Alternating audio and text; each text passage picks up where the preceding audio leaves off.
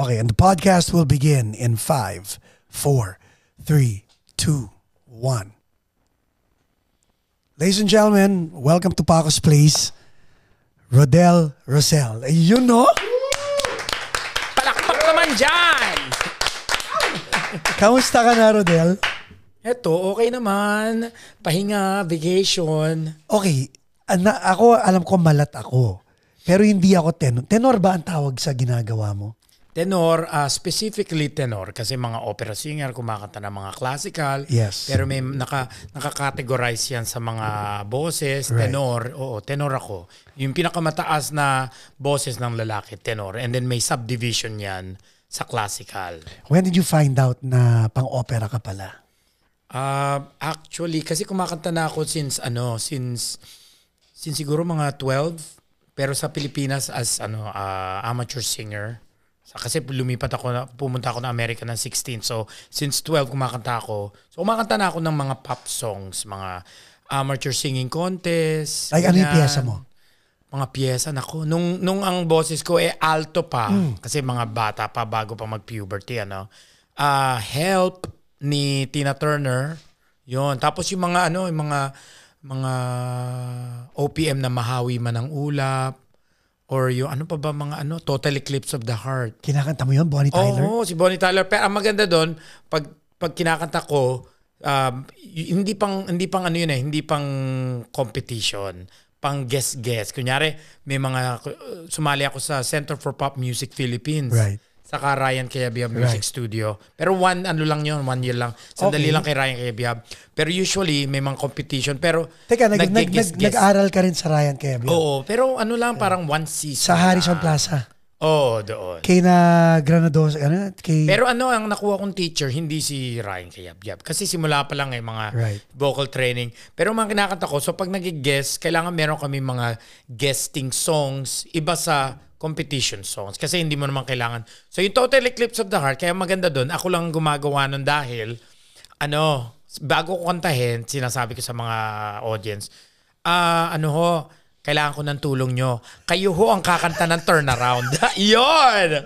So every time na audience participation, alam mo naman mga Pilipino. Ang sa Pilipino, 12 years old ganito? Mga 12, 13. Kasi pagdating ng 13, kasi 1.5 years lang.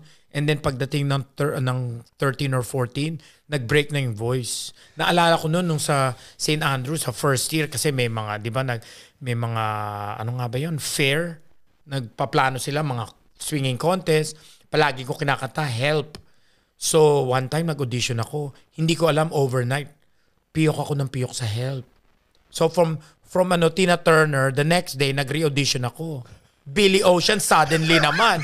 Magkaiba. Bumaba na yung Bumaba na. Pero mataas pa rin. Pero doon ko nalaman, ay, ganun pala yun. Pero overnight, hindi ko nalaman. Grabe. So, hindi ka na-depress nung... Hindi naman. Nagulat lang. Kasi, hindi ako pumiyok ba't ganun? Paano yung piyok ko? Kasi habang kumakanta ako, kinakanta ko, ba't piyok ako ng piyok? So, doon ko nalaman, ay, iba na yung boses. So, nag-iba na yung boses. So, during that time, baritone. Kasi, sikat sa mga sa Pilipinas, baritone talaga ang boses. Yes. Kasi malalim parang ang boses. Nonoy Zuniga. Nonoy Zuniga. Pati si alam ko tenor si na Basil, pero during that time, basta malalim ang kanta, baritone. Yeah. Kahit mataas ang boses. Oo. Goodbye. Oo, mga ganun. Mga baritone, mga singers. So, for the longest time, akala ko baritone ako. So, from alto to baritone, from 12, 13, pagdating ng 14, all of a sudden you had to change your repertoire or... So, yun. So, pagdating ko ng Pilipinas, pag alis ko ng Pilipinas, punta ng Amerika, and then... na tinry ko yung dito sa LA. Unang punta ko dito, Venice Beach. Tapos nakilala ko Ilan taon ka nito? Nung 16. Okay. 16. Magse-17. Tapos, dati pa, 1992, meron pa mga Max Restaurant. Yeah. May mga karaoke. Yes. Pupunta kami dyan. Tapos, kami, meaning, sino-sino kayo? Tatay ko sa kananay ko, and then, tapos, palagi silang kasama kasi 16 pa lang ako eh. Pero late na rin kasi late na rin ng late night they allow naman na late kumanta yung mga 17 years old ganyan. may mga nakilala ko mga ibang singers, local singers sa LA. So tapos networking. So doon ko na nahasa sa laser disc pa no. I know. Laser disc, isa-isang nilalagay talagang anong number ng kanta mo? 3, 11, 12. Talagang di ba? Yung mga ganun. So, doon ako nahasa. May mga nakilala ko mga managers, mga agents. Actually, sila nagpo-promote ng mga local Filipino singers. So, doon ako nahasa sa pag-entertain din. So, doon. So, kinakanta ko rin doon ko nalaman na dahil doon na tutunan ko yung mga kanta na sikat sa audience dito sa Amerika, sa Filipino audience during that time. So, yun pinag-aralan ko lahat. Okay. Maganda yung sinabi mong yan because talent yan eh. Crowd reading is a talent. Oo. Hindi lahat ng tao nakakabasa ng crowd. At an early age, kasi kaya tinanong kita, ilang taon ka nung kumakanta ka ng Total Eclipse? Because at 12, 13, marunong ka nang kumonekta sa tao. Yun, tinuro sa akin yun. Yun ang Sino nagturo sa iyo? Yun ang main objective ng Center for Pop Music Philippines. Hindi sa vocal technique. Ang Ryan Cayabyab, vocal technique. Right. Ang Center for Pop Music Philippines, performance. Kung paano humawak ng mic. Sina Lilet, sina Geneva galing dyan, ha? Uy, may storya ako sa'yo dyan. Isa sa mga during that time, si Hershey, ewan ko kung may nakilala kang Hershey noong panahon. Hindi naging kami. Hindi. Natatakot ako pag nakakarinig ako ng mga gan. Kilala nyo ba ang isang singer na ang pangalan ay Rodell Nava? Oo naman. Yan! Ako, may storya ako dyan. Kwento. Nauna sila ang mga professional during that time sa Center for Pop Music. So, sila ang parang pinakasikat noon. Kasi magaling sila mag-perform. Ang paghawak ng mic, ang paano paggawa, tapos yung pagkoconnect sa audience, ang pag-gesture. Tinuturo lahat yan kasi karamihan sa mga amateur singing contest, malaking points kapag connection mo sa audience. Right. Kahit maganda ang boses mo, pag hindi ka nagko-connect, kasi palakpakan yan eh. So, one time, sa Las Piñas, bago mag-break ang boses ko noon, 89 yata, 88, 89. Sumali kami sa Plaza Quezon sa Las Piñas. Karamihan ng mga singer, I think kahit ngayon, dumadayo sa iba-ibang towns kung saan merong contest. Banda ang tumugtog. Combo ang tawag natin doon. Mga banda, hindi pa sila sanay sa mga bagong kanta. Right. During that time, sumikat ang isang lahi. Pero ang kinakanta ko, Help. Ano ang mas alam ng mga bandang kanta? Siyempre, yung isang lahi. Help. Help. Yung Help. Tina Turner. So doon sa competition nandun si Kuya din noon doon sa lahat kami nandun, sumali si Rosel. Pero hindi alam ng banda ang kanta niya, ganda ng boses niya. Pero alam ang banda ko. So ako ang nag-first, 5th place siya. Rosel, natalo kita. Nako. Hindi, pero yun ang sinasabi nga na connection sa audience saka alam ng tao. During that time, yung mga singer parang gusto, di ba kahit tayo, kantahin natin yung bago para hindi alam, para introduce natin. Pero nung panahon na yon, iba. Ang kailangan mong kantahin sa mga contest, yung mga alam ng tao, makukonect nila, pati yung mga alam ng mga banda. Kasi pag ang banda alam ang kanta, mas ganado sila. That's half the battle won eh. Kaya nga pop ang tawag dun eh. Di ba? Oo nga. Kasi popular. Yun, yung popular. So yun yung going back to Center for Pop, yun yung mga natutunan namin. So before pa maging classical singer ako ngayon, ang strongest suit ko, yung performance ko. Yung paano mo mai-engage ang mga audience. Right. Dadalin mo sila sa mundo mo. Ganun palagi. Ganun ang aking Kahit sa opera, yun ang kaibahan ko sa karamihan ng mga kumakanta ng opera is yung character na kailangan mawala sila na hindi na alam na nila, hindi singer na ang kaharap nila. Kundi yung character na yun. So, grabe. Okay. So let's pull back because you're a middle child, right? Bunso. Bunso ka. Bunso sa nanay. Uy, chismis. Panganay sa tatay. Gitna sa tatay. Galing, no? Okay, so bunso ka. Ilan kayo magkakapatid? 3, total 5. Total 5, meaning may half. Oo. So now, growing up, ilan sa kayong 3, Kamayong 3 talaga lumaki na magkakasama. boy, girl, girl, girl, boy, boy. 3 lalaki sa nanay, and then yun, saka sa tatay during that time. Okay, so Magkakasunod kami. so you're the youngest, Yes. 3 boys. Lahat kayo kumakanta o lahat kayo musically inclined? In a way, musically inclined, technically. Kasi yung kuya ko, si Tolitz. Si Tolitz? Oo, si Tolitz. Si DJ Tulisan? Yes. TolitzRosel.com. May ano tayo, ilalagay natin yung link ng episode ni Tolitz dito. Yes, nandyan, no? Paano? Nandyan. Parang iba yung tatinog niya. Hindi, si kuya, actually, ang una talagang kumanta during that time ako. And then, after akong unang kumanta, and then, nung umalis ako, nung una akong kumanta, mga 12, 13. Tapos si kuya, nagsimulang kumanta dahil, unang kanta ni kuya, nasa high school. Kasi may contest. Kailangan kumanta. Sinabi, ewan ko kung bakit napili siya, pero napili siya. Kinanta niya yun ni Basil Valdez. Oo. So, yun ang alam ko. Di ba yun ang unang-una? Rockista pala siya. Oo. Oo, si Basil Valdez, the best rock star of the world. So yun ang una. Pero doon niya unang naranasan na experience na kumanta. And then maganda naman yung boses ni Kuya. Would you say na may kinalaman ka sa pagkanta niya, sa pag-impluensya sa kanya kumanta? Hindi influence interest. Kasi hindi yung influence Right. Yung interest na, siguro, guess ko lang na, kumakanta tapos, natanong, kumakanta yung, siguro, ang guess ko lang, siguro alam nila na, may kapatid na kumakanta si Tolitz. Sabi, kumakanta ka rin? Sige, sali ka. Para siguro yun yata ang nangyari na, baka pwedeng kumanta rin si Tolitz. So, yun siya ang kumakanta talaga. So, kumanta siya and then doon nagsimula.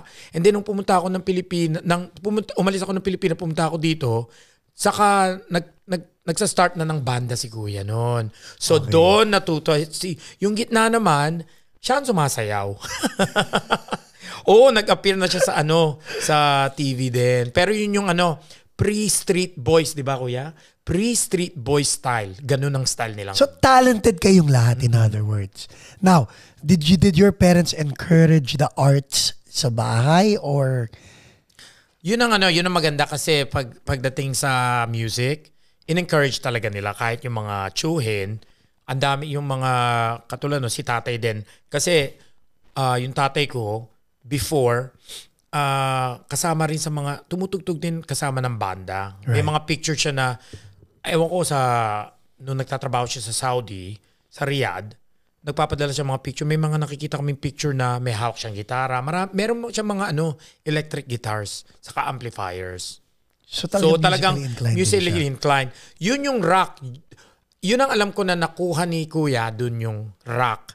Ang classical side, nasa side ni nanay. Kasi yung mga tsahin ni nanay, kinakwento niya, yan yung kumakanta ng mga kundiman din, ng mga hindi naman classical, kundi classic na hindi pure classical, pero yung style, medyo old-fashioned, old school. So, dun yung namin, yun ang influence. Ang rock nakuha ni Kuya sa tatay ko, and then yung classical, nakuha ko sa side ng nanay ko. Would you say you are interested in the type of music? Or would you say you are interested in the way that type of music is delivered? So, kasi sinasabi ko to sa mga kaibigan ko, my soul belongs to pop music. Pero my voice kind of belongs to classical for its full potential. Yung full potential ng voice ko, mas fit sa classical. Pero ang aking soul and spirit nasa pop. Kaya mahilig akong kaya karaoke. Ako ang one of the few opera singers. May mga opera singers din na nagkakaraoke. Pero no. Ako talaga hardcore na karaoke. Kasi ako yung classic na Filipino na nanggagaya. Nagko-cover ako. Every time kumakanta ako ng pop songs, I always want to imitate the original. So, I don't sound like the original, pero yung style, ay, pareho-pareho ang style. Yung style ang ginagaya ko, hindi yung sound. Parang, let's say, Kiss ni Tom Jones. Yun, madali ka makakanta. Oo, yun. Diba? Minsan, parang, ay, kaboses ni Tom Jones. Pero, pag pinagsabay mo yung dalawang kanta, ay, magkaiba yung boses. Pero yung style ang ginagaya ko. Kasi, ang alam ko, hindi mo magagaya ng 100% ang boses. Texture, yes. Pero ang mafe-feel ng mga audience, pag yung style, saka yung katulad nung pag nanonood ako ng TNT, minsan, kailangan hindi mo babaguhin masyado yung melody. Kasi ang alam ng tao yung melody. So, yun ang ginagaya ko. Hindi ko binabago yung karamihan ng mga, kung ano yung alam ng mga taong pakinggan, wag mong baguhin para magstay na interested sila. Kasi pag binago mo, sabi, ay hindi na makikinig yan. Parang so, yun ang ano. Ang ganda na sinabi mo. Kanina lang tinitin ko yung Facebook. Fina-follow ko si Richard Merck. Si Richard Merck magaling mag-scat. Di ba? Yes. Magaling yan. Ang ganda na sinabi niya kanina. Sabi niya, hindi lahat ng kanta kinukulot. Parang, tasty. Di ba? Hindi. Kasi wala kakapitan ng tao eh. Parang anong ginawa mo dyan? Yun nga. And then, pag ang kanta ay sikat, katulad no, pag nasa karaoke, ito ang rule ko. Pag mag-guest ka sa isang show, kahit ano pwede mong gawin. Pero pag nasa karaoke ka at gusto mong mag-sing along ang mga tao, huwag mong babaguhin. Dahil pag binago mo ang iba-iba, habang kumakanta sila, habang sising along, titigil sila. Tapos, hindi ko alam yung party na yan. So pag ganun ang nangyari, nawala mo na sila. So pag sing along or karaoke, wag mo mababaguhin. Nandun sila para they sing along with you. Kumiinom sila, nag-enjoy. Right.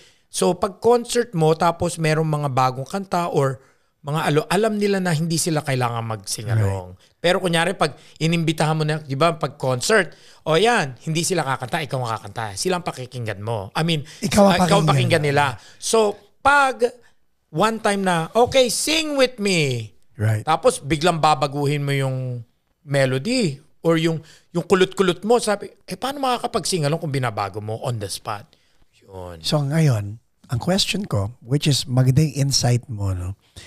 If you go to a concert, let's say, concert ni Tina Turner, okay? Tapos, sayang hindi na nakakapag-perform, no? Pero, let's say, kinanta niya yung Help. And then, iniba niya at kinulot-kulot niya. How would you feel as an audience? Disappointed or... Hindi. Pag mga ganon, kasi yung Help is a song na normally hindi naman isinising along, ano? Yung mga songs na... I got you. Yung bang, ayan. Those are the songs na we just listen yung to. Yung digest mo lang, yes. Pero pag kinanta niya, kunyari yung Proud Mary. Or... pag Proud Mary. What's Love Got to Do With It? Yung mga ganon. Yung mga ganon. Yun yung mga kanta. Yun, pag kinanta naman niya yun, iba naman yun. Kasi alam mong yun yung mga kanta na sasabayan. So, paano pag iniba niya yung What's Love Got to Do With It at kung ano-anong ginawa niyang chuvanes na... Wala, gaganon lang. Yes! Di ba? I mean, would you feel bad as an audience na parang, hindi original yung tunog? Hindi kasi pag original artist ka at original song mo, may kakaibahan. Kapag nagko-cover ka ng kanta, meron ding rules yan. Nakuha mo pag kunyari original niya, yan, meron kang karapatan na ayan, baguhin yan. Uy, iba yan. Okay. Kasi, eto, nakikita ko, pag iniba niya yung kantang yun, iniba niya yung kanta. So, next time na pupunta ako ng karaoke, gagayahin ko yung pagkaiba niya ng kanta. Pero, kunyari, magko-cover ka ng kanta. Tapos, masyadong iba. Unless na i-release mo na yung version na yon na angkinin mo. And then, narinig na ng mga tao na nasanay na sila. Pero pag babaguhin ng bigla, minsan nakakabigla yun eh. Yung bang, totoo yun. Minsan, ba't ganun yung version? Hindi ako sanay. Sige, hintayin ko na lang yung next song. Minsan nawawala ng interest. Now, yung music IQ mo is I can tell already, it's profound. Talagang alam mo kung saan may papwesto sa sarili mo. May kinalaman ba ang Center for Pop sa development ng music IQ mo? Or would you have been able to navigate the musical landscape without the wisdom that was given by... Actually, ang malaking bagay ng Center for Pop Music is, ngayon opera singer na ako, so yung iba, hindi applicable, ano? Tulad pag-use ng equipment.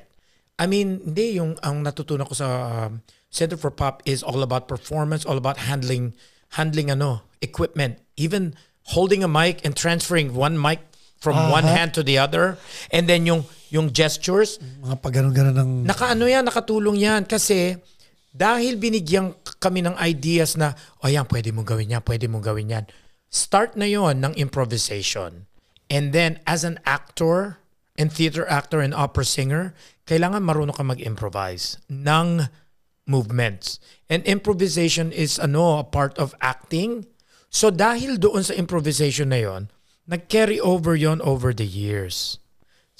Subconscious yon. Yes. Nandun na yon. So yung muscle memory mo na, pag hindi lang nakaganyan, kailangan nakaganyan ka pag kumakanta.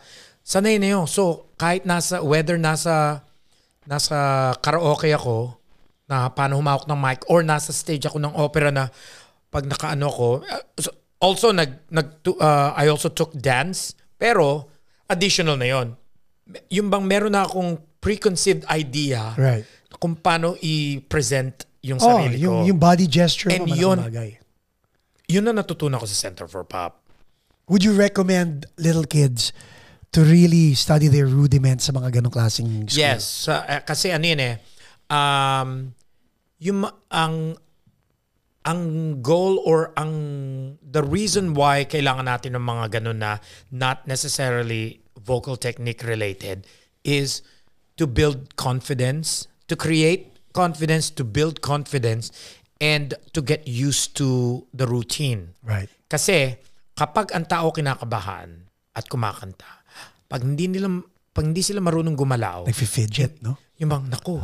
Pero pag alam nila na, ayan, gamitin ko na lang yung mic pag kinakabahan ako, or igaganon ko yung mga gestures ng kamay ko pag kinakabahan, ganon, meron silang outlet. Right. Kaya yon. So, habang pinag-aaralan nila ang kanilang boses, meron na silang beginning things na pwede nilang gawin bago ma-perfect yung kanilang vocal technique. Yun ang maganda sa mga ganun training. Kasi physical yun eh. Kunyari,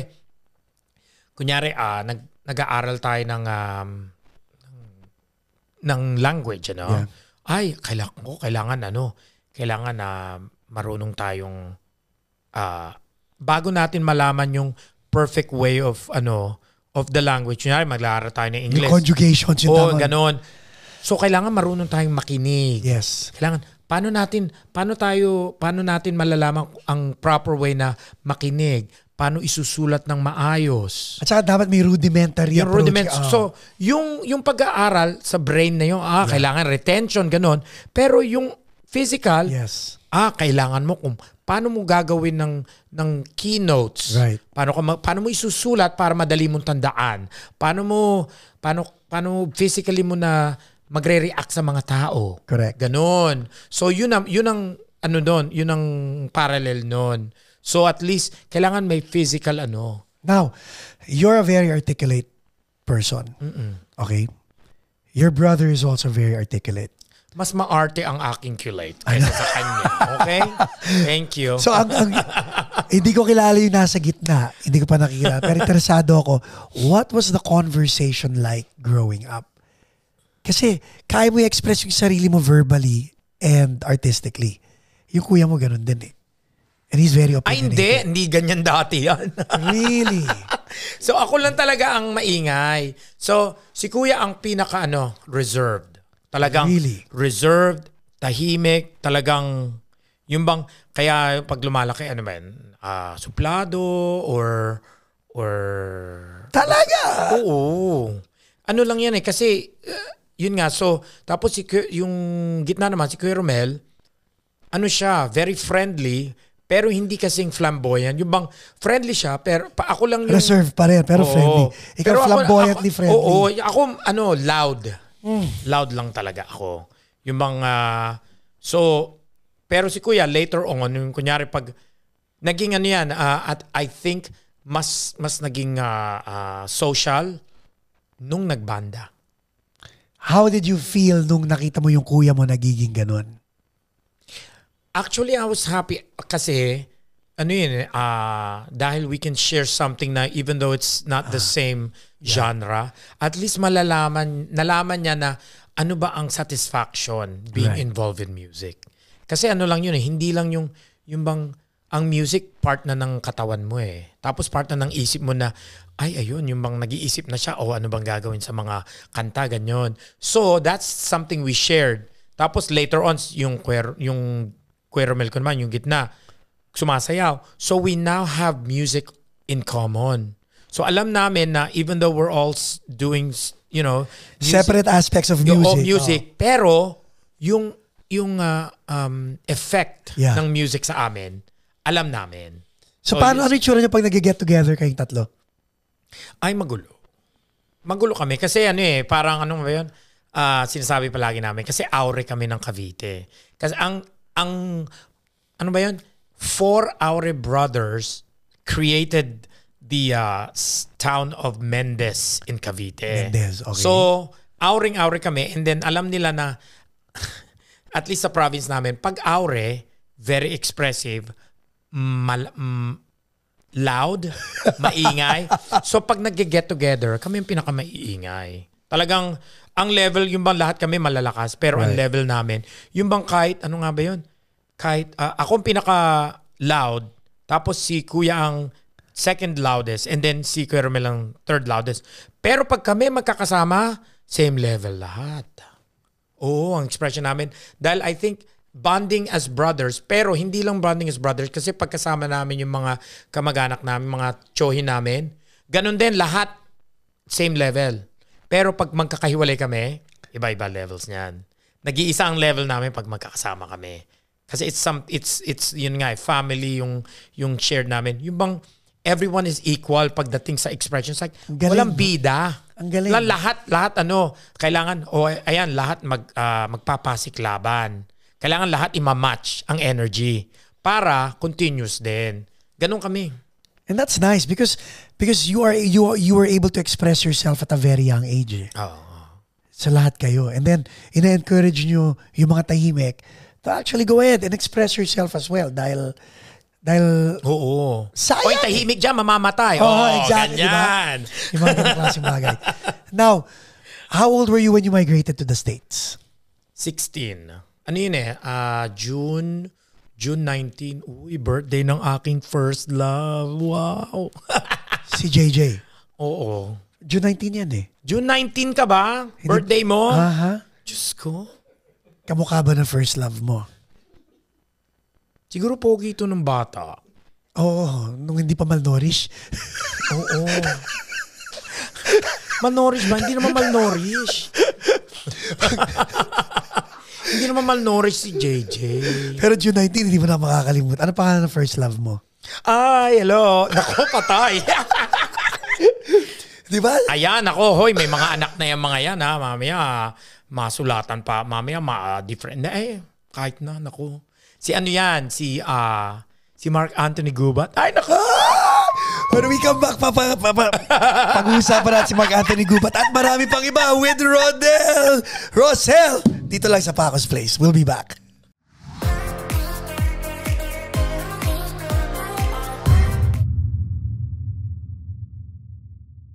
And we're back with Rodell Rosel.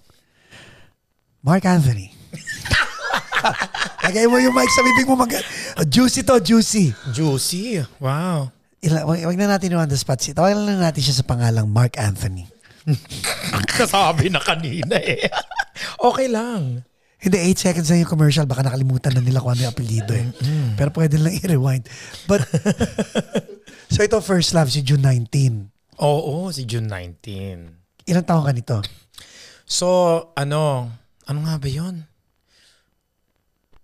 Kasi I went to school sa St. Andrew's School sa Parañaque, katapat ng St. Paul College. Okay. During that time, all-boys school yon. Tapos, all-girls school naman yung St. Paul.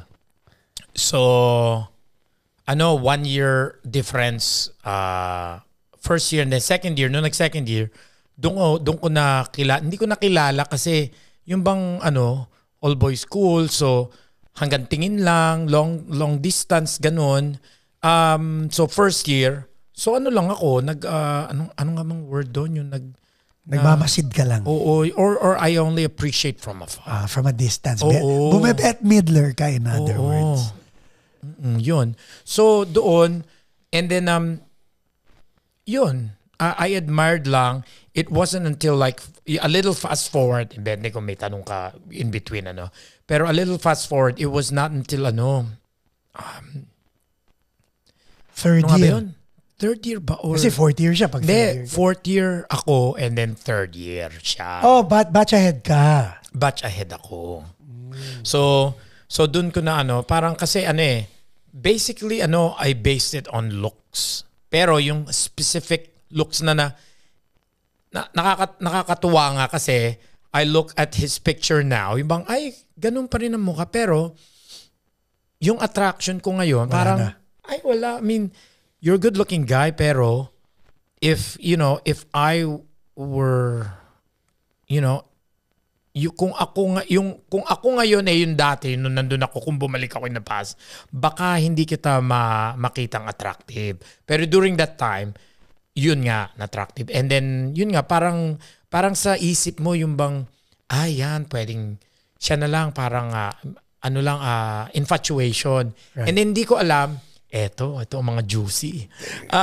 Hindi ko alam na later on. Ka na rin pala niya. Kasi mga third year, when I was third year, alam ko third year third year, doon ako nagsimula magsulat ng mga kanta.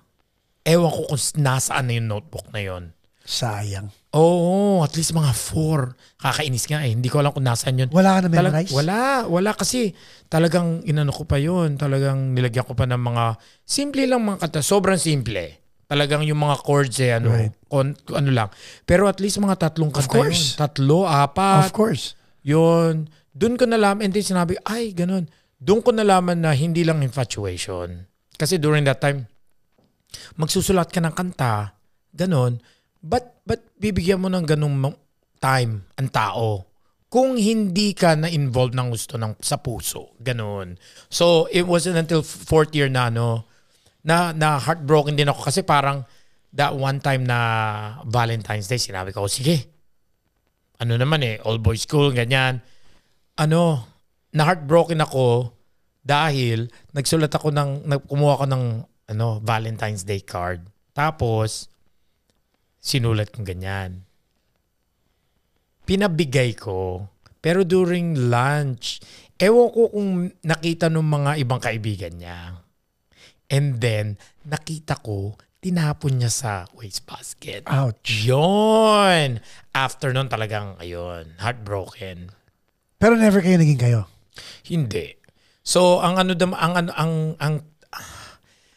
during that time kasi all boys pa nga, kasi mga straights saka mga gays, first of all, St. Andrews to.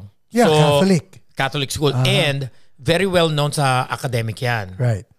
Majority ng mga Becks sa St. Andrews, matatalino. Oh. Nasa section A and B, karamihan. Okay. And maybe 1 or 2 nasa section C and D sa 4th year. So, ang respect sa amin, yung bang may respect sa amin dahil nasa high, matatalino kami.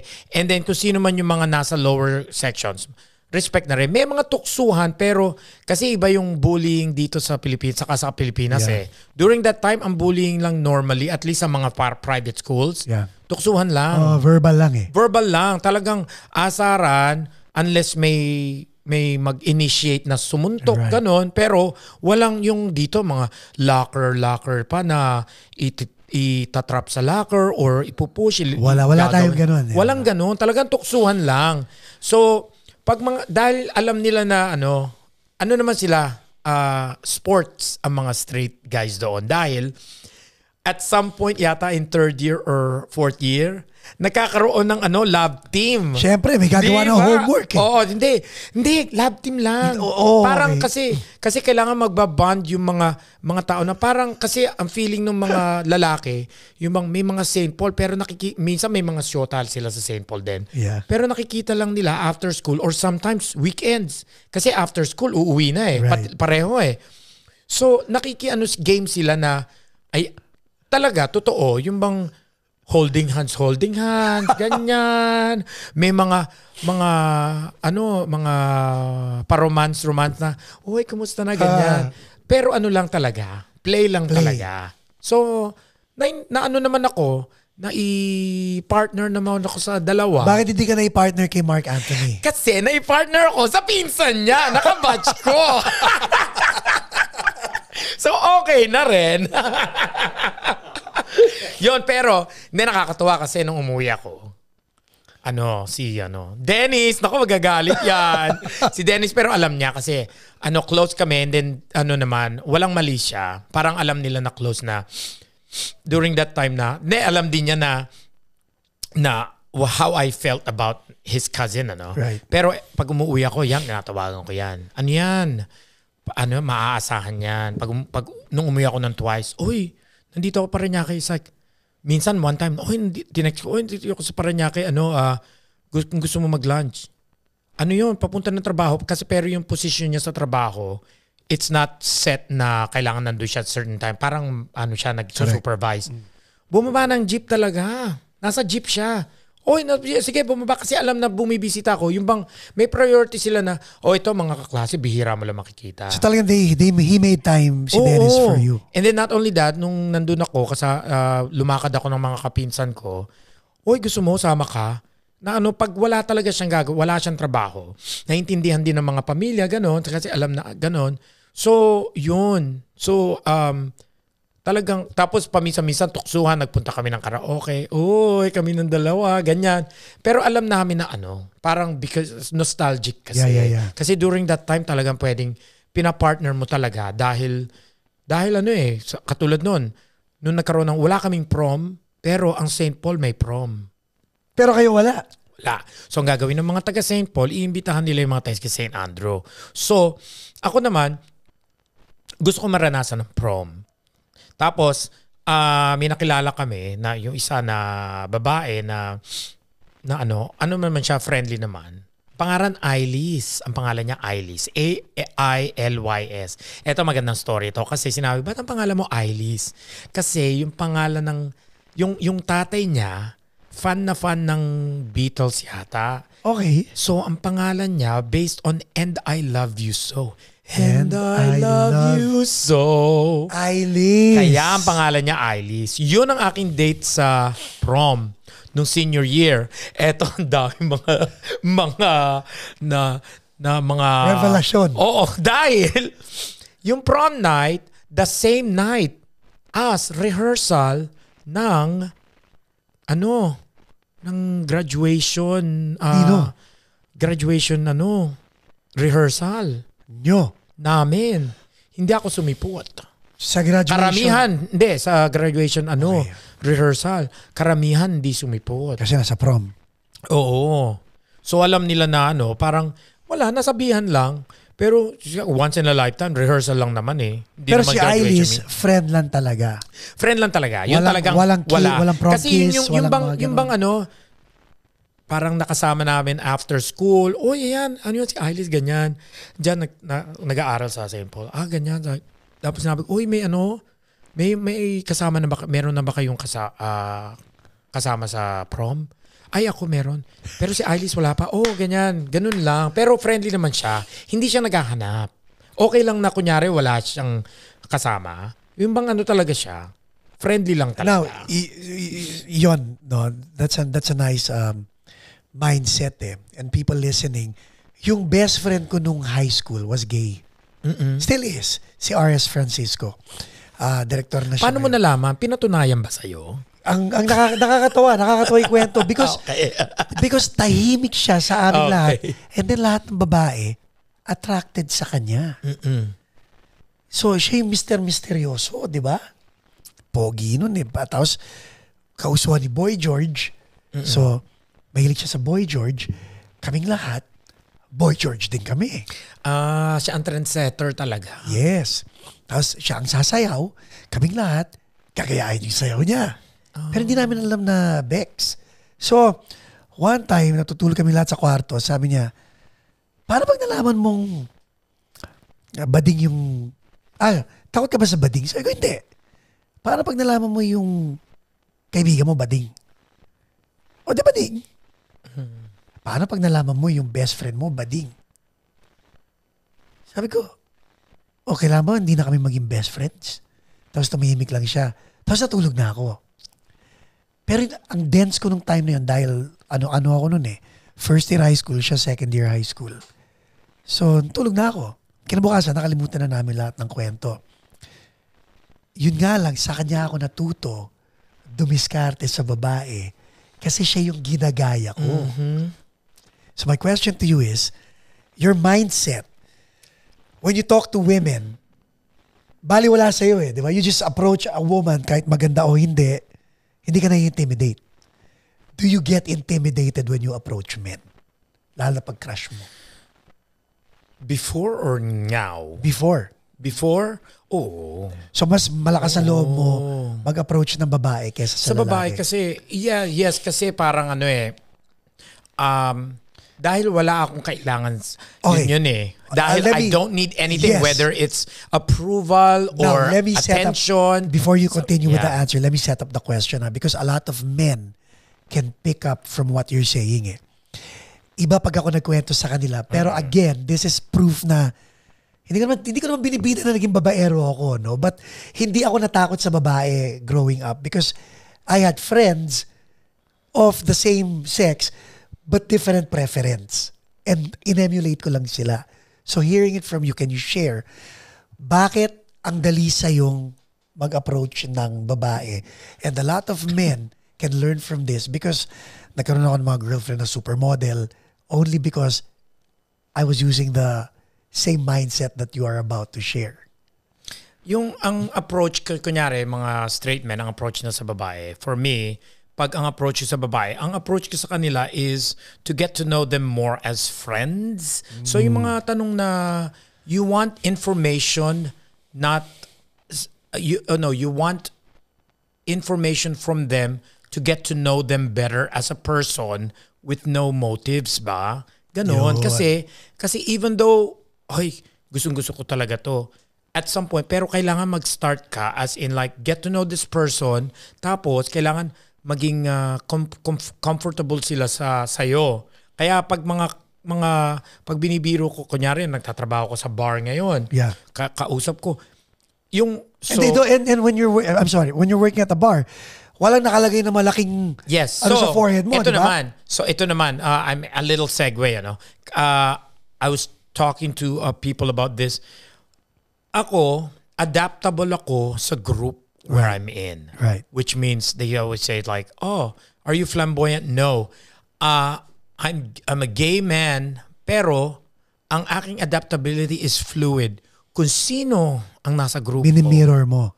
Yon. So, kung ang karamihan ng mga kasama ko if flamboyant na bading, talagang magiging sagvak lang to mga ganon, di ba? Yes. Pero pag kunyari mga kasama ko katulad kanina, di ba, nandun tayo. Kulitan, hindi naman ako ganito. Ay, ganon. Kumusta na? Talaga? Grabe pala. Mani ni Vivian. Ba't mani ni Vivian ang tawag mo? Hindi naman ganun ang di ba? Hindi naman ganun ang reaksyon ko, di ba? So, nag-iba-iba palagi. Nahuhunyango mo yung So, dahil sinabi ko yon, so pag nasa bar ako, hindi nila alam until sinabi ko na, yun nga, katulad nila. Ewan ko kung alam niyo yung mga beers na yung Allagash. Alam mo yung mga Allagash, narinig niyo na yung craft beer na Allagash. Yeah. Merong beer na tawag na Allagash White. Kunyari, example, mga ganon. Hindi nila alam until sabihin ko, oh, what beer do you want? So, I like the Allagash White. It's like, that's how I like my men. Allagash White. Mga ganon. So, at least alam nila, without being flamboyant, alam nila na, he's gay. Ganon.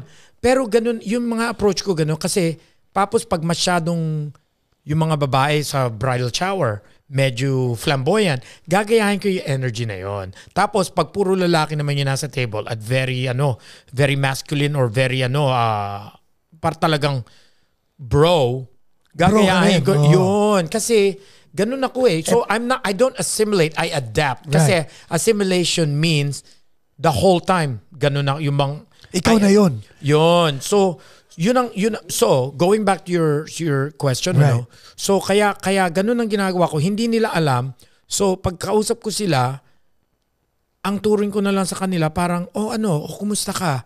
Talagang, you have to find ways to get to know the person na walang motive. And then, yun ba talagang, you think ahead, kunyari. Kunyari, you want to get at some point, you want to, to have a be relation. intimate. Yeah, to be intimate. Pero, isipin mo, kung kayo na, anong mga question ang tatanong mo? Correct. Kunyari, so ilang kayo magkakapatid? Kasi, kunyari, nangyari na yung intimacy. Yeah. Tapos, you decide to date. Ano ang tatanungin mo kung paano ka makikipag-usap sa babaeng yan kung nagsa-start na kayong mag-date? Na kayo na. Ganon ang kailangan yung ituring. Ano ang mga question itatanong mo? Paano mo sila iti-treat? Hindi mo sila iti-treat as an object. Iti-treat mo sila as a person. As a kasi human kayo being, na. yes. So yun ang mo. Kunyari, hindi pa kami. Pero anong gagawin ko? Ang gagawin ko, ang behavior ko is if kami na. Kumusta? Anong pangalan mo? It's like, saan ka nakatira? Taga dito ka ba? Hindi yung, ang ganda mo. Ang ganda naman ng suot mo. You'll never say that every time pag kayo na. Yung, ganun ang mga conversation na kailangan nilang gawin para at least maging comfortable sila na, buti yung, itong lalaking to, okay to. Hindi to. Kumbaga, hindi ka takot na masupalpal or whatever. Basta, para makapasok lang sa space nung taong yun, di ba?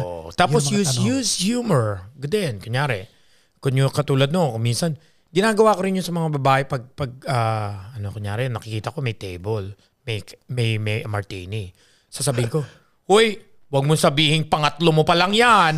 Ganon. Tawa kasi humor is a good way to break ice. Pero kahit corny, at least mapatawa mo lang, makuha mo lang yung kanilang atensyon. So para pag may babae at work o nasa bar ka, na nag-come on sa'yo, sinusupalpal mo?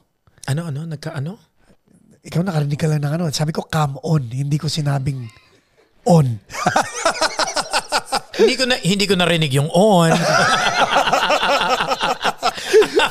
So, paano pag may babaeng biglang all of a sudden nagpapa-happy hour sa'yo? What do you do?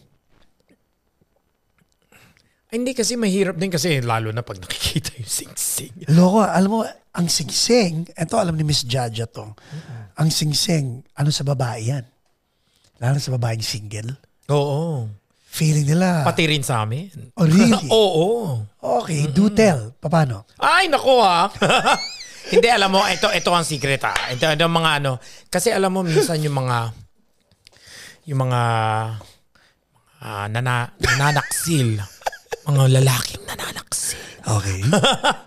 Hindi kasi yung mga talagang players talaga, whether sa babae o sa lalaki. Kasi ang goal nila, kasi pag yun ang dun ang pagkasal ka na, meron ng stability. Right. Meron ng trust, ganyan. Minsan nalilihis sila ng landas na sige, one time lang naman kasi yung bang parang alam mong pang one time lang. Yun ang minsan ng madaling ma-tempt, saka madaling mapuntirya ng mga single right. na mahilig sa married. Right. Kasi alam nila na nabibigay one time lang naman saka hall pass. Hindi hall pass. Yan. Hindi naman magkakarelasyon eh. Uh-huh. Yun ang dun eh. Kaya yun ang nila. Yung iba naman mga talagang naninira ng mga tahanan, iba naman yun. How do you stop that from happening since you're married also? How do you stop that from happening? Sa'yo, let's say. Pag alam mo may sa trabaho kung saan man may umaali-aligid dyan na alam mong mukhang pinupuntirya ako nito Paano ka umiiwas? Paano mo sinasabing, do you say it point blank na, may asawa ako. Do you do that? And actually, sa akin, depende sa sitwasyon. Pero I find ways na kung paano babaguhin ng conversation. Without being... it's like, ay naku, wala. It's like, naku, kailangan ko na umalis. Sorry. Mga ganun ba? Naku, kailangan ko na umalis. Pag ganun, di ako direct. Kasi minsan, parang, ako naman, I'm concerned about how people feel. Right. Yung rejection, di ba? Yes. Yun ang iniiwasan ko. Hindi ako parang I worry about people's how they feel about rejection. So ang ginagawa ko, parang I'll find ways na naku, kailangan ko na umuwi. It's like, you know what, I gotta get home. It's like, or sabi ko, you know what, I gotta get home. My husband's waiting at home. Ganun na, uy, biglang napasingit. Or, it's like, I'm meeting friends, you know, kahit magsisinungaling, para at least hindi nila alam na, mahirap kasi sabihin, you know what, I'm not interested. Actually, hindi ako ganun tao. Pero ang galing, no? You have empathy. At the same time, meron kang decision. Meron kang paninindigan. Kasi yung mga iba talagang, sorry, not interested. Hindi ako pwede ng ganun. Hindi ako sanay ng ganun. Kasi ewan ko kung bakit. Pero ako ang ganun lang. It's nice, no? Like, you're an artist. This is what you do. You're pop at heart. Pero your tools is meant for opera. So, alam mo yun, yung tipong nakaganon. Yep. All your life, you've had those crossroads and you have to deal with the crossroads that were given to you. Palagi nag-intertwine, palagi. Yeah. Palagi. Anywhere I go. Kahit sa trabaho, kahit anong pasukin kong trabaho, like during the pandemic, talagang ganun. Talagang walang set. Palaging, nothing is set in stone. Kumbaga, hindi lang one track. Talagang, akala mo ito, biglang all of a sudden, hindi, dito pala ako. May pivot palagi, may ganon. So now, nasa Amerika ka na. Wala na si Mark Anthony. You're on your own. Nagmamaxes ka na. And then, paano mo nalaman na, you know what, I think I can be an opera singer.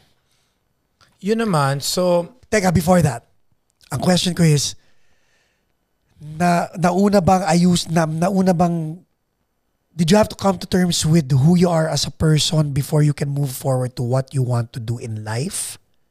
Bago mo sagutin yan, babalik tayo after this word from our sponsor. Yung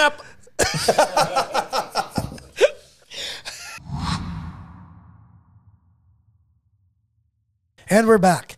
So before the break, ang tanong natin was, did you have to come to terms with who you are as a person first before you were able to move forward and find the career path you wanted to take? Or again, mashed up na naman ba yan sa buhay mo? So, and nangyari ba yun sa Pilipinas o dito na sa Amerika? So I think I'm going to explain like how this really works. I think being gay and everything, okay? And you know what? And the reason why I want you to explain is because there are people who, again, coming out, you cannot force a person to come out. Yeah.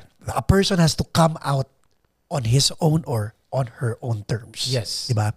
But then again, may mga ibang tao who are there in the closet forever because natatakot sila i-embrace kung sino sila. And para sa akin, that's a sad way of living your life. Well, ito ang reality. I mean, they always say being gay has nothing to do with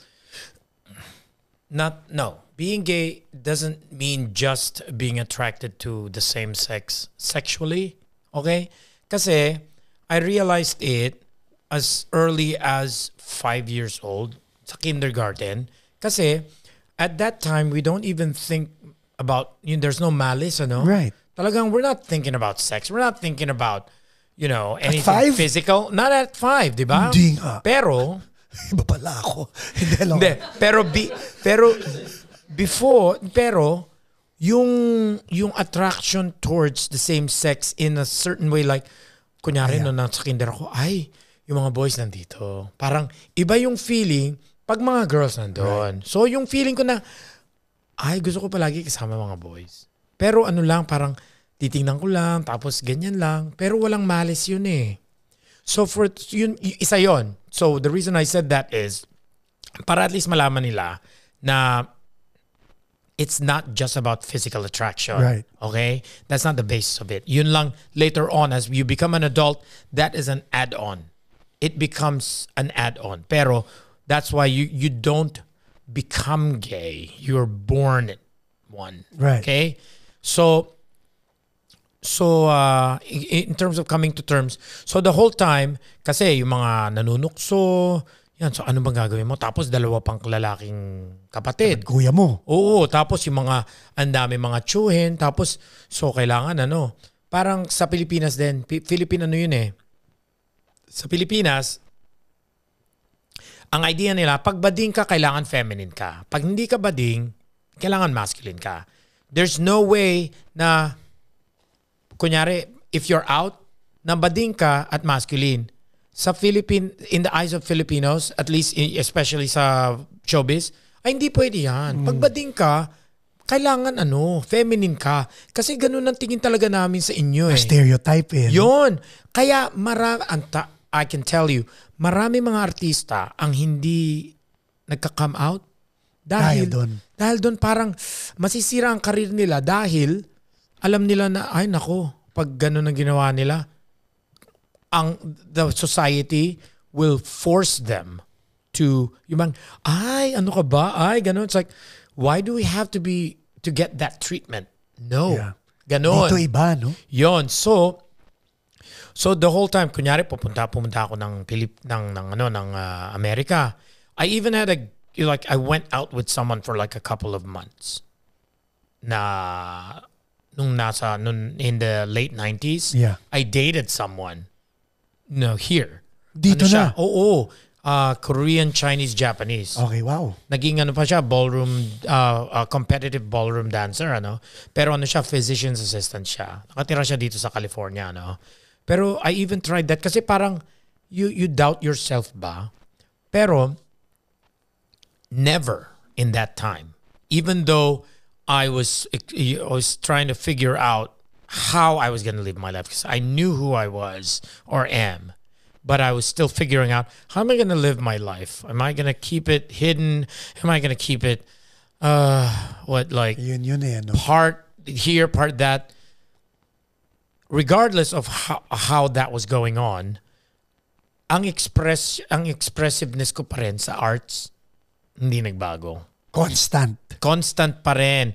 Pag nagpa-perform ako, talagang kasi, like I said, when I perform, at least until I went to opera saka theater, usually pag nagpa-perform, unless karamihan kasi pag pop singing, even gay people, yung bang flamboyant gay people na out din sa Pilipinas, pag kumakanta sila ng basil, hindi ganyan ang sila nila. Talaga, labas kasi dibdib. Alam mo kung bakit? Kasi ang basis ng kanilang performance is yung original artist. Got it. Ngayon, kung ang original artist is fluid or feminine, pero what do you call this? Masculine yung kanta, maybe they'll do something else. Yeah. Pero ganun, so the whole time, with your question, so even though I was struggling on how to live my life when I was younger, yung performance, hindi na apektuhan when I have to be on stage or performing. Kasi, ang passion for singing yun ang yun din ang isa kong gustong i-partake sa mga nanonood and nakikinig. You have to have the passion. Hindi lang yung talent. Kasi passion na nagda-drive sa'yo na i-give up one thing over the other. Or pick or choose. Passion yun. Yung passion sa pagkanta. Kahit yan. Nagbago ako ng karir. Pero, kanta pa rin. Alam mo, kaya ako natawa sa sinabi mo dahil sapol na sapol. Meron akong inimbento. I would say na inimbento ko to. It's called the triad of compromise. Kasi I've been in two failed marriages. And the reason nagkamali yan was because hindi ko naiintindihan yung ginawa ko ang the triad of compromise. And yung sinabi mo about passion driving the rest of everything, totoo yan.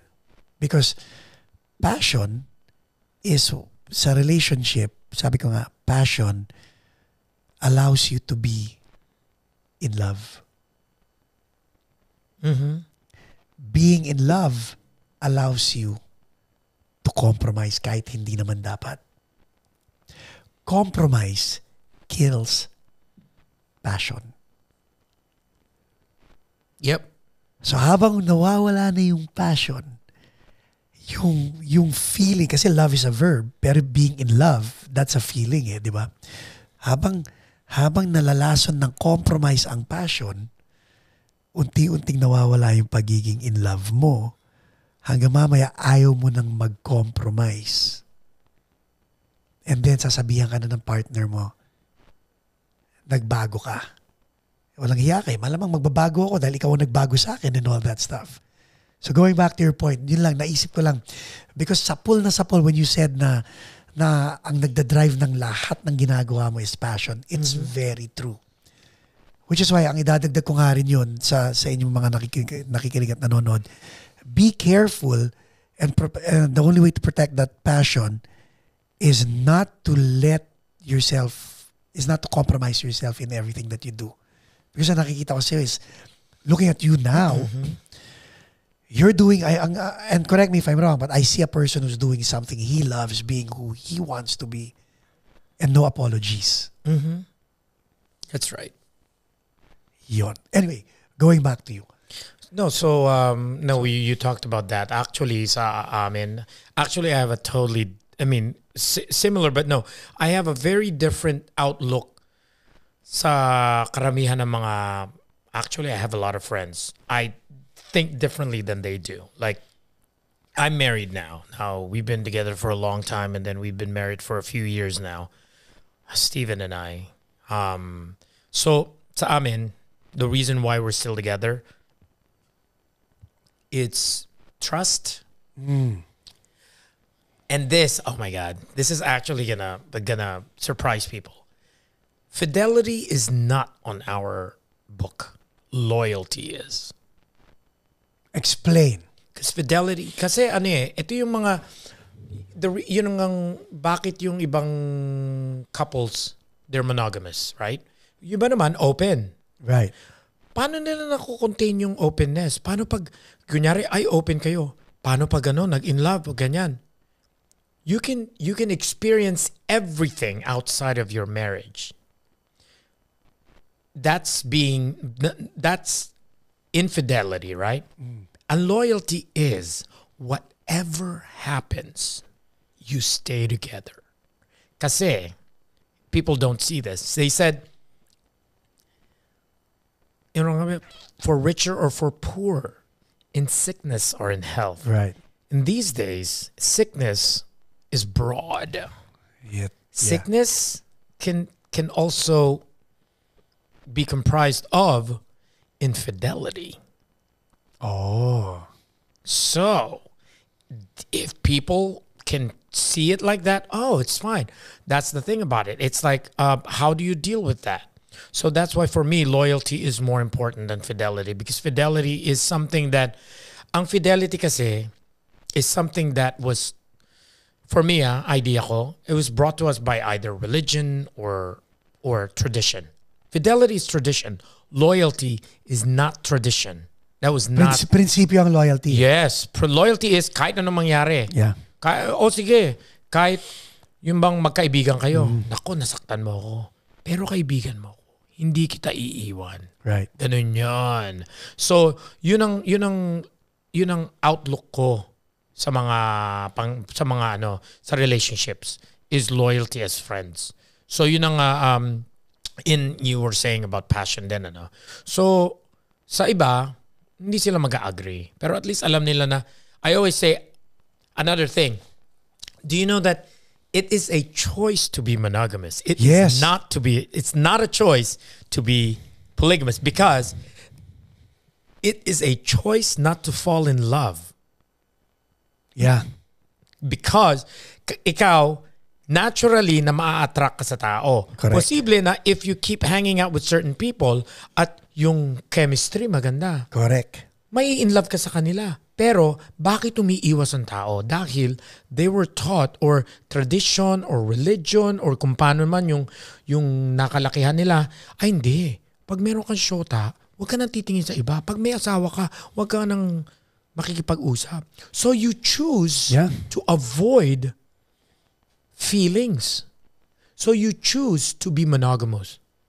Ganun yun. Kasi kung hindi mo i-apply yung choice na yun, ang natural natin, wiring is kahit sino kakausapin mo. Yes. So yun ang point ko doon is kung if you're built to just be with one person, then kapag na-in-love ka sa isa, kailangan yung feelings mo mag-i-stop. But that's not how it goes, right? So yun ang kailangan malaman ng mga tao na if someone is monogamous and they choose to be one, then be grateful. Just be grateful. Pero kung hindi sila naging monogamous, like, yes, work it out, pero don't use it against them because it's human. It's very human. So kailangan communication talaga. I mean, that's one of the things too. It's like communication. Importante. In communication, regardless, kailangan merong communication. Whether masakit o hindi, kailangan palagi may communication. Like yung isang kaibigan ko, sabi ko, ang problema kasi sa inyo, nauna ang physical attraction and then nagpakasal kayo. Hindi naman lang pinag-usapan kung pareho kayo ng core values. Because yun yung sinasabi mo. If the other person's choice is to be monogamous, core value niya yun eh. Kung hindi ganun ang core value mo, mag-aaway kayong dalawa. Kasi kung ikaw gusto mong, hindi, makikipag-usap ako sa ibang babae. Hindi, I maintain ko yung mga exes ko, mga ganyan-ganyan and all that stuff. Hindi, you don't see eye to eye with the person you're with. Because hindi nyo napag-usapan yun.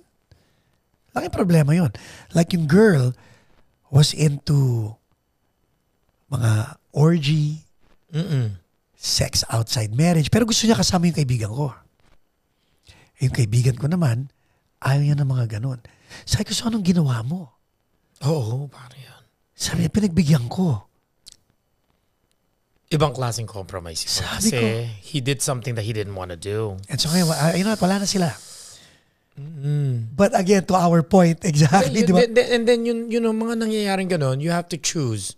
Gusto mo bang, for the sake of, it's like, you have to choose your happiness or their happiness or may kids pa, may dalawang anak to. Oh, so kaya mahirap. I mean, nothing is permanent. Kaya when people last a long time, that's commendable. Like, I mean, that is really good. But if it doesn't happen, it's not a bad thing. It's just, it's just part of life. Nothing is bad. Yun nga, sinabi lang, ay masama. Hindi. Hindi lang talaga naswertihan. Pag hindi naswertihan, hindi ibig sabihin masama. Yeah. Yung bang, you just have to move on and then hope for the best next time. And if it happens again, that's just how it's gonna happen. Or if it doesn't, then good. Kailangan walang expectations din talaga. So that leads me to my inquiry with regard to you and rejection.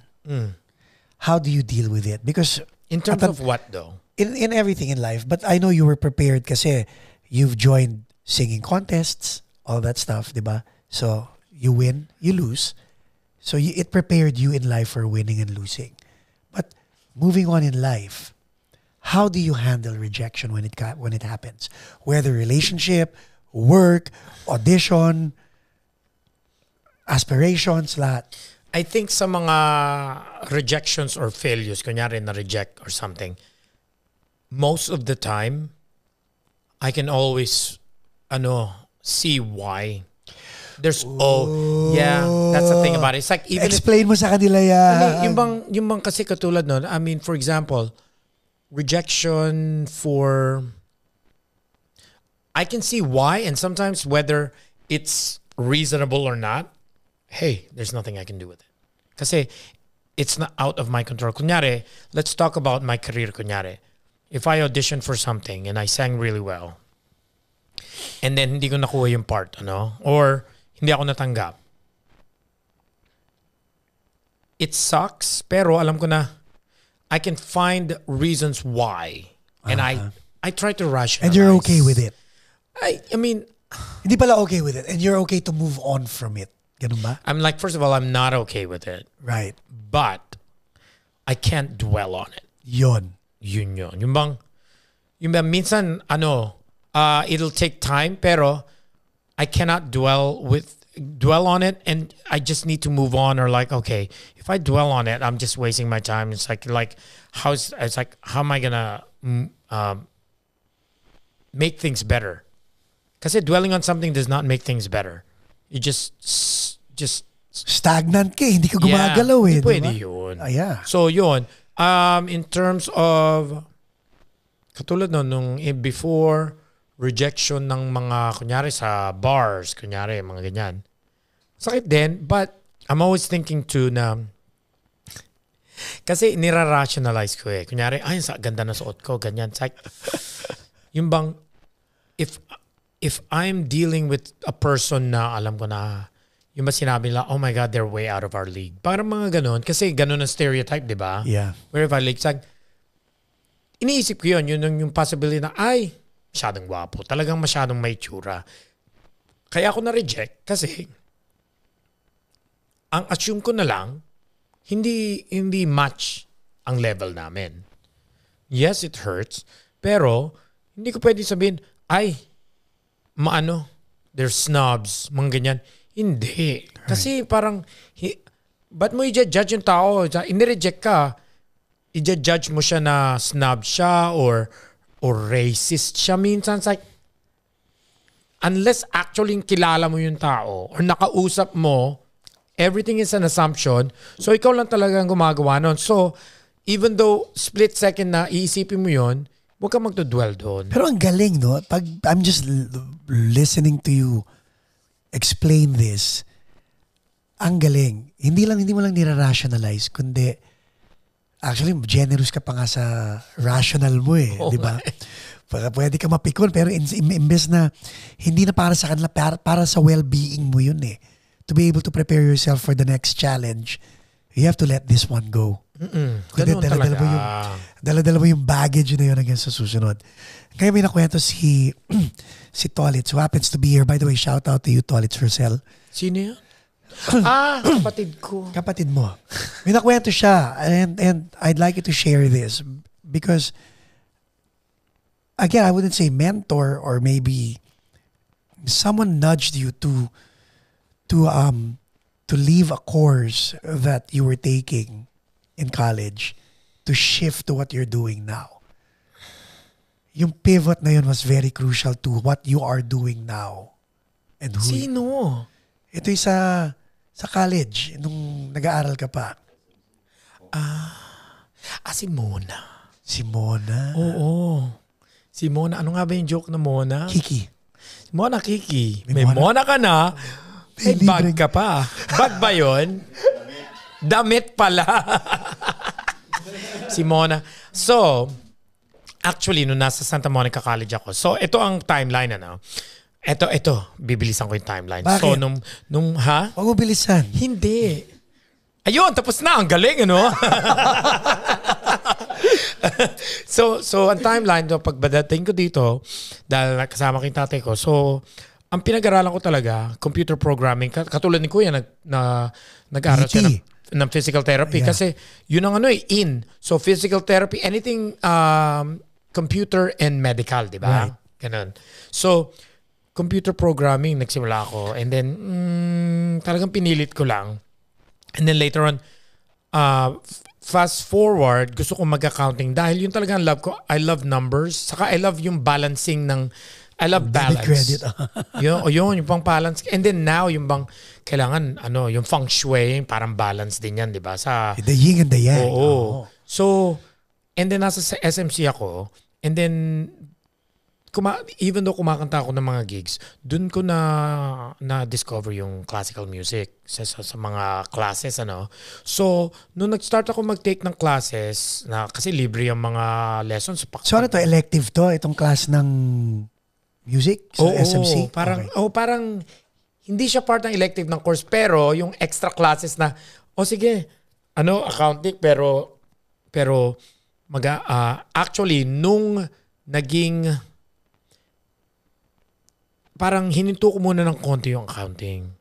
Kumuha ko ng mga classes dahil taking music classes and voice lesson is the only way I could keep yung scholarship para free ang voice lessons. Okay. Yun, di ba? Private voice lessons. Yes. So, so you had to audition for this, di ba? Yes. So, doon, habang nandun ako, kumakanta ako sa mga opera workshops, ganon.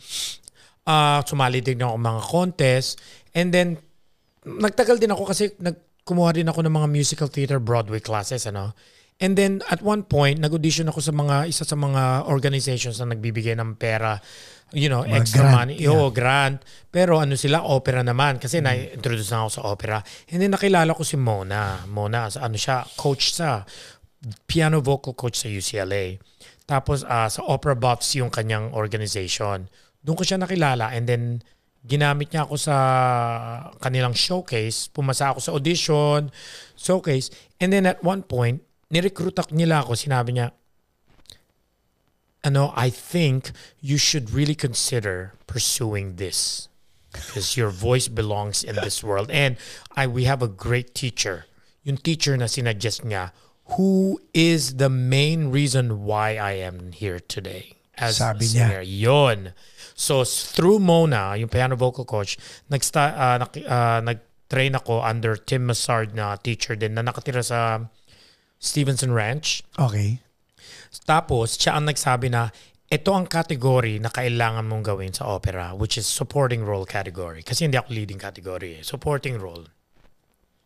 Parang ang galing, no? Na-predetermine na nila para... parang hindi ako si Judy Ann Santos. Right. Si Ay de las Alas ako. Yan, ganyan. So, parang gano'n sinabi niya, dahil for many reasons, even though yung boses ko magaling sa leading, sinabi niya, for specific reason kailangan gawin mo yun. Real talk, real talk. Sinabi niya na, kailangan ito ang gawin mo. So, hindi ka magiging lead, magiging supporting ka, pero pag ginawa mo to, makikilala ka ng husto sa opera world at magagamit ka ng husto dahil meron kang advantage over other people in your same category. Yun, parang galing, no? So yun ang real talk talaga. Yun ang transition na nangyari. So from accounting naging music major, tapos lumipat na ako. Paano mo tinanggap yung pagsabi niya sa'yo ng ganyan? And the reason why I ask, meron kaming kaibigan, di ba JC Jelix? Yun, komedyante yun, kamukha ni Kohol. Hanggang yung kamukha niya kilala mo si Kohol sa Mongolian barbecue? Ba't kilala ko yung Mongolian barbecue? Ito yung itsura niya, si Jelix. Papakita ko sa itsura niya. Kamukha niya talaga si Kohol. Napaka nakakatawa niyang tao. Very lovable, very funny. Pero feeling niya mati ni idol siya. So sinabi, and he was already in showbiz, pero walang nangyari sa career niya kasi hindi niya matanggap na hindi siya mati ni idol. So ito yung tsura niya. So kamukha ni Kohol? Yeah. Oh my God, you snailed it. Galing ko, no? Jelix, shout out to you. I love you, brother. So yan ang itsura niya. One of the funniest people, kaya lang, pag nagpapatawa siya at hindi niya talaga sinasadyang magpatawa, people laugh. And when people laugh, nagagalit siya. Ay, ano ba naman yun? Kasi nagpapakyut pala siya. So we had to tell him, Brad, hindi ka mati ni idol. Ni real talk din namin. Totoo yun. Kung ikaw yung magiging parang yun nga, si Kuhol, mga nandun sa gilid, sidekick, ang dami mong pelikula. Hindi, gusto niya mag-Piolo Pascual. So, hindi, katulad di ba sino nga ba yun? Si Babalu. Yeah. Yan, mga sidekick. Si Panchito, pero at least si Panchito medyo big sidekick yan . Yeah, mga ganyan. Si Rene Requiestas. Pero diba, doon sila sumikat nung nag-sidekick talaga. Sidekick. Kasi yun ang alam nila na supporting role, which means support. Kaya dahil hindi magiging bida ang bida kapag walang supporting role o kontrabida. Okay, so in that premise, tanda mo, when you competed nung bata ka and growing up, ikaw ang bida. Pero dito, kinakausap ka ng mentor mo at sinasabing, tanggapin mo na hindi ka ang magiging bida. So habang sinasabi sa iyo yun, how are you able to open your mind to this? So, nung sinabi niya kasi, unang-una, ang boses ko pang leading role. Pero, ang itsura ko hindi. Ganon niya sinabi? Ganon. Kasi sa opera world, sa theater, meron mga leading role looks. Katulad nun, Kapag hindi, kasi sa theater, may mga co-stars kayo. Leading role ng boses mo. Kapano kapag ang magiging kasama mo, 5'6" ako, tapos ang babae, 5'9". Talo. Ba't Diba? di palitan yung babae? Ba't ikaw ang kailangan palitan? Hindi, kasi paano kung yung babae ang mas malaki ang May pangalan? box office draw. Yun, ganun yun eh. So, or, kunyari, makikipag-audition. Yung isa, mas matangkad, mas maayos ang katawan, tapos mas pang-artista ang mukha, no? Mga ganon. Tapos, ang talent niya, ang voice talent niya, 7. Ang voice talent ko, 9. Right. Pipiliin nila yun kasi mako-compromise nila yon. Pero sinabi ng teacher ko, magaling kang umarte, magaling kang sumayaw, at ang stage presence mo magaling. Saka marunong kang sa audience. Kumonek. Karamihan ng mga usually pag pag manonood ka ng comedy, lalo na ngayon, pag manonood ka ng comedy, ang mga bida hindi nakakatawa.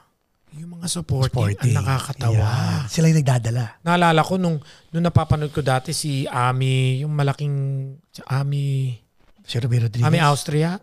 Ruby Rodriguez pala. Ami Austria. Iba pala yun. Si Ruby Rodriguez, di ba? Yeah. Every time na siya. Siya yung balagoong, pero siya yung nakakatawa. Pero siya palagi nakakatawa. Yung mga ganun ba na sinabi, ikaw ang, dahil sa'yo, mas aangat ang bida. So, ikaw ang, kaya ang tawag doon? Anong tawag doon? Komprimaryo. Kasi ang primaryo, yung bida. Komprimaryo with the primary. Yun ang tawag nila. So, tapos sinabi nila na, dahil sa size mo, may mga roles na, katulad may mga tenor roles na leading. Pero, ang height ng mga tenors minsan maliliit. Katulad ng mga 5'8". Yes. Maliit yan. Kasi yung mga ibang tenors, 6, mga 5'11". So, kapag may mga bidang tenor na 5'8" lang, tapos ikaw 5'6", talo ba? Hindi. Pwede ka yun. Magiging komprimaryo ako. Yes. Sa mga kasintangkad ko rin. Yes. Ganun. So, in-explain niya. So, galing, no? Na-i-place niya. And then, sinabi ko na, nga naman, now, paano ko na-handle yon? Dahil, katulad nung kumakanta ako isa sa mga natutunan ko nung nagpa-pop singing ako, and then later on sinasabi ko rin sa mga estudyante ko na pag nakikipag-aral sa akin ng classical. Nung kumakanta ako, bakit ko kakanta yung mga kanta? Kunyari, ang sikat na kanta, isang lahi. Karamihan, palaging yun ang kinakanta. But yun ang pipilitin ko, hindi naman yun ang pinakamagaling ko. Ang kailangan kong kantahin, yung komportable ka. Yung kilalang kanta na ako, yung ako ang isa sa one of the only people who can sing it really well. Nakilala rin yung tama na sila. Oo, pero kilala yung kanta, kaya nga yung Help, kinakanta ko yun. Pero later on, yung mga kinakanta ko, yung ano nga ba yun? Mahawi man ang ulap. Kasi bihira mga kumakanta. May mga kumakanta, pero karamihan naman kumakanta. Naalala ko nung ang dami kumakanta na isang lahi. Diyos ko. During yun? Late 80s. Masusuka ka na sa dami ng yung version. Ano ba naman yan? Isa na naman yan. Misa sa contest, nakakailang isang lahi. Pero yung mga kanta. So, later on, sinabi ko sa mga estudyante, kailangan kantahin mo yung concentrate on what you can do best, that you are the only one who can do than other people. Kasi kunyari, kukumpare mo, kailangan kasi taas din. Hindi. Mataas ang boses mo. Kung mas mataas ang boses niya, wag mong i-base yung kakayahan mo sa kakayahan niya. I-base mo, i-challenge mo yung sarili mo, i-push mo yung sa kaya mo. At yun na makikita ng mga judges, ang mga nanonood. Hindi yung yes, hindi may iwasan i-compare. Pero kapag yun na ang ipinoproject mo, i-compare ako doon. Yun ang iisipin.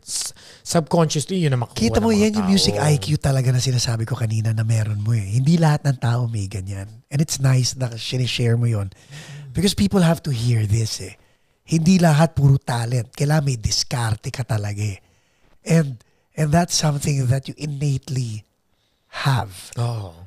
Pero, hindi pa natin napag-uusapan kung paano pinagtugma yung music at saka yung identity mo.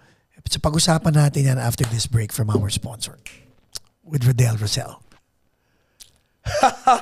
Kaya pa? Oo, kaya pa.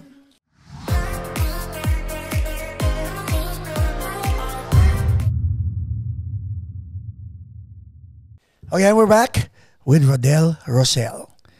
So ngayon, pag-usapan natin, paano mo how did you come to terms with who you are and what you're doing? Because nasabi mo nga, the music has always been consistent. And then for some reason, ang dali mag-align sa'yo, mentor after coach, after mentor after coach, opportunities came in. And even at a young age, yung Center for Pop, yung Ryan Kayabyab, you always had a solid path when it came to music. Pero at some point, your personal life had to come to terms at sumabay sa music. Kailan nangyari to? I think ang confirmation yan, I think kasi the world of theater, whether it's Broadway or opera, they're very open to all walks gender of life. Lahat. Diba? Kasi not only that, kasi it's all about expression din eh. Whether it's film, kaya pag nandun ka it's show business. Show business is like the most open world for anyone, any walks of life, outside of critics, diba? Just yung art of performing sa theater. And performing is the aesthetic, is feeling and expression, Yun nga yun eh. When you're performing, you're expressing. So, yun lahat ng expression nandun. So, my experience sa opera world is it's already filled with everyone in every walks of life. Whether it's straight, gay, bi, or even like the weirdest people. Ito yung mga yung mga bag ladies ba? Alam mo yung sa katulad meron kaming kilala na minsan yung sa Home Alone 2, alam mo yung yung pigeon lady? Yeah. Yon, minsan may mga katrabaho kaming gano'n. Gano'n yung personality. Gano'n ang personality or yung talagang, so hindi lang based on sexuality pero minsan based on psychology or like psychological personality din, di ba? So lahat nandun, which means we have to we're exposed to all of this, understand each other. So which means it is the perfect platform or the perfect space to express yourself even more, and then see which part of you or how people respond to what part of you is actually presented. Kunyari, yung personality mo, whether masaya ka or malungkot or nag-share ka or nag-express ka ng excitement sa shows, ganyan, nandun yun eh. Kaya yun ang maganda. Yun ang dahilan kung bakit when I got into the world of opera, mas dumali. And then not only that, yung mga patrons din. Doon din kasi maraming patrons ang very conservative eh. Kasi classic, yan. Yes. Pero, that's the only place where, katulad nun, maraming mga Republicans na nandyan sa opera. Marami rin mga conservative dyan, di ba? Marami rin talagang mga hardcore na donors. Pero doon, pag nag-guest kami, kunyari, nandun kami sa luncheon, alam nilang artist kami, which means we're the guests and they're the ones attending the luncheon. Right. Minsan sabi ko, oh yes, my husband is like this. Yung bang, hindi sila nagre-react ng ganon. Kasi carry lang. Carry parang, so, if I keep doing that, kung ano man yung, nila, whether it works where they can be more open-minded or not, at least that's a place where I can express myself where they have no choice but to listen. Kasi, hindi sila magre-rebut eh. Of course. Pero, they can listen. They have no choice but to listen. And it's an opportunity for you to get the word out, the message out. Yeah. Whether it's about sexuality or about other, about other issues. Yeah. Na liberal issues or non-traditional issues, about anything. whether it's, yun nga, yung, hindi lang naman yun eh. Minsan yung areas, kunyari, mga mayayaman yan. So sasabihin ko, oh yeah, I go to this area. It's like, oh yeah, it's really good. Yung bang, i-ano mo sila, i-educate mo sila na, oy, hindi palaging sketchy itong lugar na to. Yan. Pupunta ako dyan, kunyari. Tulad naman, sasabihin ko minsan, oh yes, I go to karaoke. So lahat sila parang, oh. It's like, yung bang, pwede silang mag-react na normally kapag sila magsasabi, oh yeah, I heard someone karaoke. Oh, pero hindi sila makakapag-react ng ganyan kasi ang nagsasabi sa kanila, yung mismong distinguished artist na nagpa-perform sa theater. Yun. So, dahil dyan, nai-share ko rin yung mga information na ganyan. So, yun nga, to answer your question more, yun ang madali. Madaling i-express who I am in this world of opera kasi yung nature ng theater makes it easier. Whether it's within people you work with or the patrons. O ngayon, people you work with, the patrons, family and friends. Is that a different story? Nung una, katulad nun, I mean, kasi ano ba nauna? Work. Colleagues and patrons? Yeah, sila nauna. Colleagues and patrons. So, family as in immediate family lang. Pero hindi yung mga kaibigan ng mga family, mga probinsya, mga kakilala, especially na makakilala ng mga nanay ko, ganyan. No, kasi, yung bang, if I dealt with them every day, that's one thing. Nasa Chicago ako eh. Karamihan ng mga kilala namin nasa LA. Correct. Yung bang, ano nga ba yun? Alam mo yung kasabihan na, sasagutin mo lang kung ano yung itatanong sa'yo. Nakuha mo? Huwag yung sobra. Huwag ka mag-open. Dito ulit itong isang kasama ko, tinatanong mo na, hindi pa nagsasalita. Huwag din ganun. Baka hindi niya alam yung answer. Hindi siya nag-review. Hoy, periodical test na, kala mo quiz pa lang. 1 to 100 to, hindi 10. Pero, katulad nun, pero pag yung mga bagong kilala sa Chicago, oh yeah, open. Tapos pag uuwi ako dito, yung bang sinanay, hindi siya nagsasabi na, hoy, huwag mong babangitin yan ha. Hindi. Kasi, naman ako, sensitive ako. I understand, katulad nun, most of the people that she has to deal with are people who I don't deal with. Which means, if I have to broadcast everything that's going on in my life, iba naman yung Facebook. Kasi during that time, hindi pa yung Facebook. Yung bang, pupunta kami kunyari sa bahay ng isang mga kababayan, ganyan. And then, pagtatanong, kunyari, may sama ka na, wala. Yun lang ang tanong mo eh. Di ba? Kailan ka magkakaanak? Ay, hindi, wala pa, ganyan. Yung mga tanong, sasagutin mo lang kung ano yung tinatanong. Huwag ka na magdagdag, huwag ka na mag-explain. Yung bang, may asawa ka na? Wala! Bakla ako! Hindi naman ganun.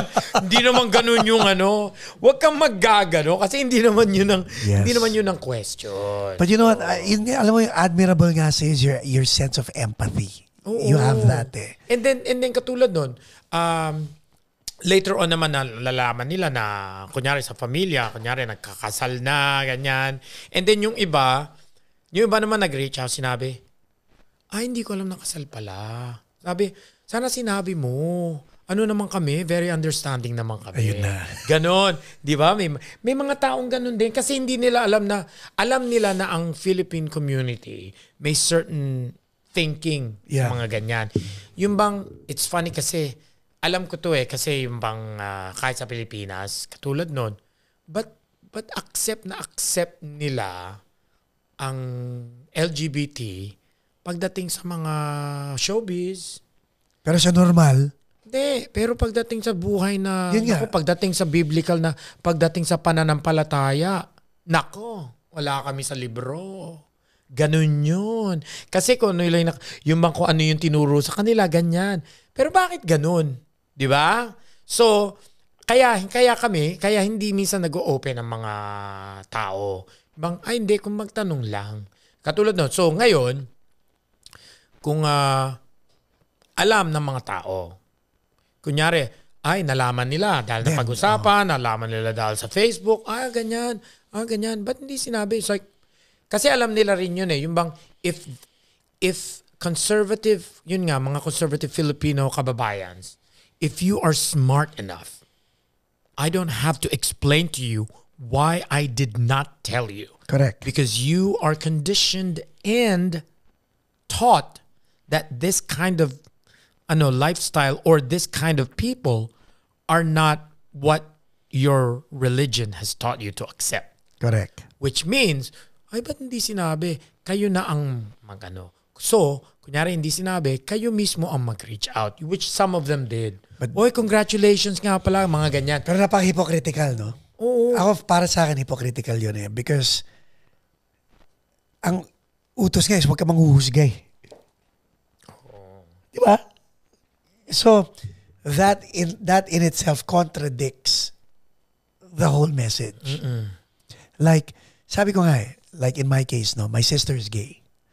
And nung nag-come out siya sa amin, ang unang tanong niya was, wala ka sasabihin? Sabi ko, ano gusto mo sabihin ko siya? I love you eh. Alam mo naman mahal kita eh.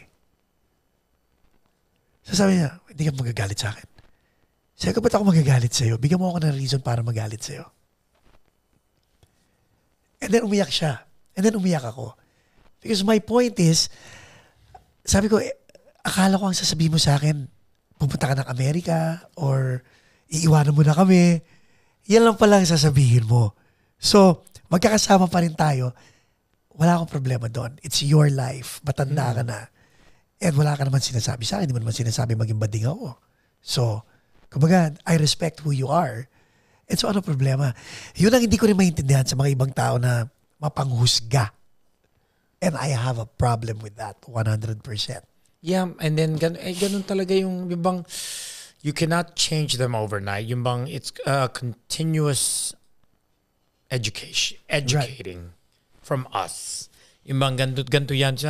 Hindi pwede yung mag-accept tapos pagdating sa yun nga sa teachings sa pag-ano niyo yung kasi we believe in like marami kami na LGBTs are actually Christians and believe in God and everything. So paano yun? Naniniwala sa pareho ang faith nyo. Pero pagdating sa faith, hindi nyo sila accept. Pero sa social, accept nyo sila. Hindi pwede ng ganun. Ganun yun eh. Ganun sa Pilipinas din eh. Kaya parang, sila, yung bang, very friendly sila talaga. Yung bang, na-accept nila, yan, nagaganyan. Pero, pag tatanungin mo, sa tingin mo pupunta kami sa langit? Ano magiging answer nila? Magugulat ka. Sinasabi lang hindi. Hindi ko tinatanong kasi I can tell, depende sa mga pinopost nila o depende sa mga fina-follow nila or yung mga binabasa nila. Minsan alam ko na yung answer. Yung bang pero minsan pwede ko rin tanungin yun. Ganun. And you know what? I think dapat magkaroon ng dialogue na ganun eh. Pero it's okay kasi yung bang journey nila yun. Hayaan nyo sila na ang Diyos ko, hindi ko naman journey yan. Kapag kayo nang bahala niyan. Thank you. Alam mo yun ang sagot. Journey? Ang journey ko, don't stop believing. Yan ang journey ko. Ang journey nyo, kayo nang bahala maghanap. Pero alam mo, yun ang pag ako nako-corner sa mga ganyan, that's what I actually say. Kaya ako pumalakpak. Because at this point in my life, sabi ko nga, I have a sister who's gay. I have a brother who committed suicide. Paano ko tatanungin yun? Yung tanong na, aakyat ba sila sa langit? Di ba? So, hindi ko naman questionin yung pananampalataya ko. So, where does that leave me? Buti lang prior to knowing that my sister is gay and that my brother committed suicide prior to those incidents, ang naging philosophy ko is, this is my journey. Let me deal with my maker. Yun. And then, like journey nga, kunyari if we make it visual, kunyari you're walking the same road, ganyan, it's your journey. Pag sinabi mo sa kanya, ito pag sinabi ko niya, oh yeah, this is how I live my life. You keep walking and then you're gonna see, are they gonna stay behind? Or are they gonna keep walking with you? Or are they gonna go, either they stay behind, Right. they keep walking with you, or they're gonna turn around and walk back. Correct. Pero, wag mo na alalahanin yung journey nila. Yung journey Yes. mo, patuloy ka lang. Yes. I did my best. Yes. I did this, and I don't know. I cannot control how you react and Respect. stuff. Yes. And you do that. If you're gonna walk with me, good. If you don't, I can't deal that with Ang you. importante, pag halimbawa kailangan mo yung tulong ko o kailangan ko yung tulong mo, andito tayo para sa isa't isa. I mean, ano nga story of the Good Samaritan nga di ba? Yung para sa iyo, sila pa yung talagang nandiri dun sa tao sa daan. Yung taong walang relihiyon na naglalakad lang, yung pa yung taong tumulong dun sa taong nabugbog sa daan, di ba? Makes you think, and then your visualization is how I see it myself na, it's true. Yung, again, going back, yung journey mo, nakikita ng tao yan Kaya minsan mas malakas pa nga at nakakabingi yung ginagawa mo kaysa sa sinasabi mo And that's right. Problema na ng ibang tao yun if they wanna walk with you, if they wanna walk away from you, if they wanna walk back from where you guys are. Yeah, and or all that they stuff. just wanna stop. Yeah. Yun, ganon. And then, when you said something about that, they're following your journey. And then people are gonna see if those people that you pass by will walk with you. Yep.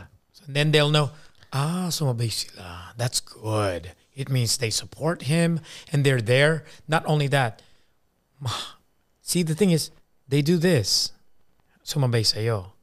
This is not about you. Kasabay. Which means, since kasabay mo na siya, kasabay mo siya, magkakasabayan kayo, which means, if they need your help, then you'll also be there. Ganun yun Yep. Ganun yun. Diba? Yun ang ano Pero, by the way, it's like, I never came out to my mom kasi sa amin, parang Understood. unspoken. Ang gusto kong sabihin kay nanay, it's like, Nanay, you never had a son. You've always had a daughter. Si nanay subscriber, Sana. Oo. So what's next for Rodell? Di ba natin pag-uusapan yung Row after midnight? Yun gusto ko pa Okay lang yan. No, next. So ngayon, dahil di ba may pandemic, I've been performing since the last time I was engaged was like March 17. Actually, hindi natuloy yung show kasi nga pandemic. March 17, birthday na panganay ko yun. Ba? Dalawang significant dates na yung si Mark Anthony. St. Patrick's pareho Day. Kay JJ. Tapos yung engagement mo, St. Patrick's Day, birthday naman ng panganay Hindi ko. engagement, kau naman. Sabi mo engagement. Hindi. May gagawin My ka. last engagement. Last engagement. Kau naman Last show pala. Parang si Kim Chu, walay na naman yung joke mo. Okay. Hindi. Yung last engagement ko sa singing engagement ko. Yun, March 17. linawin mo kasi. Ayan, linawin. Kasi naka-contacts, hindi masyado malinaw yung pagkakaintindi ko. Okay. So, after nun, so yun nga, I was under unemployment. And then, nag-start ako ng 7-Eleven and then sa bar. And then, ngayon, magsa-start ulit sa department store. So, ngayon, hinintay ko lang yung November kasi sa November, saka hanggang April, pupunta ako ng New York and then back sa Chicago din. Meron akong mga scheduled performances. Pero yun pa lang. Pero we'll see kasi you'll never know kung ano mangyari dahil, I don't know, you were saying, I had yung last show ko yata sa aking Rural After Midnight na nightly show. This is your live stream, di ba? Live stream, which is, live stream. Pero yun nga, sinabi ko na nga na sa mga guests ko na it'll be pre-recorded. Pero ita-time ko kasi meron yung kailangan ko makakita ng platform na yung scheduled. Yeah. So, schedule ko yun para kahit nasa trabaho ko sa bar, naka-schedule yung Pwede ko sa YouTube yun. Sa YouTube? Kasi sa YouTube, saka ginagamit ko kasi yung StreamYard din. Yeah. Dahil yung StreamYard, multi. Multi. Tsaka pero kailangan ko i-schedule din. Kasi ginagamit ko. Pero ako lang, Diyos ko, sana meron akong kasama. Kaso lang si Kuya, iba yung... Time zone? Iba yung time zone. O iba yung trip? Hindi, iba rin kasi kailangan kong gawin ng... I-record ko, pero ako lang talaga ang, Diyos ko, ang daming mouse. Sinabi ko pa, just a second, I'm the only one doing this. Ang hirap, no? Oo, mahirap. Yeah. Lalo na kung, hindi mo lang kung may ticker sa baba or caption, ay naku, napindot, mali. So, ang gagawin ko, iba na ang format kasi, ang ginagawa ko, 6 days a week dati. 6 nights a week. Every night, ha? Every night. Kasi gusto kong gawin kasi parang tonight show. Right. So ngayon, mag-iiba na. Pre-recorded and then, ano nga ba yun? Actually, this is the first time online yung mga Pilipinong nanonood kasi hindi maintindihan ng mga puti yan. Kasi tatagalog eh. Di ba? Wala namang subtitle. Meron ba? Wala. Hindi, pero so, dati, may guest every night. Ngayon, may mga sections na Monday to Friday lang talaga. Okay. Ang Monday and Wednesday, single guests. Friday, multiple guests. Tapos, Mas mahaba ba yung episode ng Friday? hindi, lahat 30 minutes lang. Oh. Hindi na, dati 45 to 1 hour. Minsan, yung mga mahaba, mga 1 hour and 30. Pero ngayon, 30 minutes na. Kasi inaano ko na, kasi araw-araw eh. So, i-re-record ko. Pero may mga portions. Saka gumagamit din ako, meron akong na-collaborate ko sa mga kaibigan ko. Meron akong mga bumper music. Okay. Na, like, joke of the day. Talagang meron mga kanta-kanta pa. Yung bang parang sa... Automatic lumalabas tonight, lahat yun. Sa Tonight Show na palaging merong mga ganun. Tapos, so Monday, Wednesday, Friday. Tapos, ang Thursdays, Throwback Thursdays, yun yung, pwede kong invite, kunyari, ikaw, or pa-invite ko. Sige. Yung invite, yun yung mga, yung pipili ako ng, Sandali. ng music or... Hindi ako pwede dyan. Bakit? Ngayon ko lang na-realize Throwback Thursday. So, blast from the past. Hindi. Ang maganda doon sa Throwback Thursdays kasi, pipili ako ng mga... ng mga music na luma. Music, opera, Broadway. Tapos, pag-uusapan nyo, kunyari yung nga ba yung mga... Kunyari, pag-uusapan natin yung mga famous songs of the 80s na pipili ako ng mga kanta and then pag-uusapan natin isa-isa. Mga ganun ba? Talagang usapan lang, yung mga throwback. Okay, Tapos, ang Tuesday naman, yun yung kung ano lang ang gusto kong pag-usapan. Freestyle. Oh. Freestyle. Ang tawag doon, Taco Tuesdays. Hello! So, meron ako talagang mga ideas na. Pero dahil nagtatrabaho ko ngayon, kailangan ang pagbabalik ko talagang well thought of and calculated. and planned. Yeah. Kasi kailangan ko pa ng yung backdrop na kailangan ko pa ng logo na talagang So, baka gusto ko July dahil may bagong trabaho so meron akong time. Baka July 4 hopefully. Kasi season 2 pa lang eh. Naka rin ako. Biruin mo, naka 39 episodes. Galing, no? Kasi, every day yata. But 39 lang. But, kasi there's 1 week na break sa, during Christmas. Okay, Christmas break din. Kaya, less than 45 days. Ganun. Pero ang galing, masarap gawin, no? Masarap gawin, especially mga yun nga, yung mga punchline, ang interaction na babastos ko pa doon. Diyos ko. Now, alam mo, after midnight sa'yo, right? Pero sa Pilipinas, hindi after midnight. Hindi, after lunch yun, di ba? After lunch. So, after midnight, technically after midnight kung nasaan ako. Kunyari, after midnight, Chicago.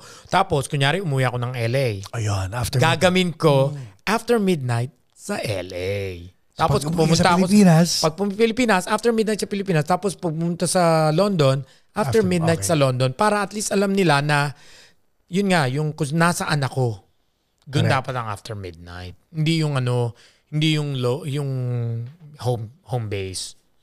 Yun. So yun ang plano. Tapos, nagtatry kami ni Steve magkaanak. Try kami every night. Wala, hindi gumagana. Talaga. Hindi gumagana. Wala. Seryoso ba yan? Try kami every night. Wala. At least try lang try, di ba? Oo, sarang-sara eh. Can you imagine pag bigla nagkaroon? Oo. Na immaculate conception kayo bigla. Oo. So anyway. Makulit conception. Immaculate. So, is it safe to say that you are happy where you are? Oo. Oo naman. I mean, we're happy. I'm happy where I am. Kasi, loaded question kasi, am I happy where I am? Yes. Is there peace and joy in your Which heart? is different. Am I content where I am? Probably not. Yun yung next question ko, di Yun ba? yun. Am I content where I am? It's like, no. Kasi ano Ano pa kulang? Hindi, ang kulang kasi yung bang... Labradoodle. Hindi, actually yung pandemic ang ano, yung bang... Even if during pandemic at wala man siya akong trabaho, if I say I'm content, I would say I'm content. Okay. Pero, now, during pandemic, I can say, no, I'm not content kasi we have this pandemic we have to deal with. Once this pandemic is over and I'm still in the same position I am, then I can say, yes, I'm content. Yung pandemic ang nag-i-stop kasi pag merong hindrance sa, yung bang, dahil hindi natin magawa, yung bang, pag walang obstacle and hindrance, tapos ginagawa natin lahat, whether nagsucceed tayo or hindi, I can say, I'm content because I'm doing everything I can with no one preventing me telling you from what anything. not to do. Yeah, so... Again, parang going back to what you said a while ago, monogamy, polygamy. Monogamy is a choice. Polygamy is the default. Monogamy saka stereogamy. Yun, mas open yung stereogamy. Explain. Spell explain. Okay, so... Pass na lang.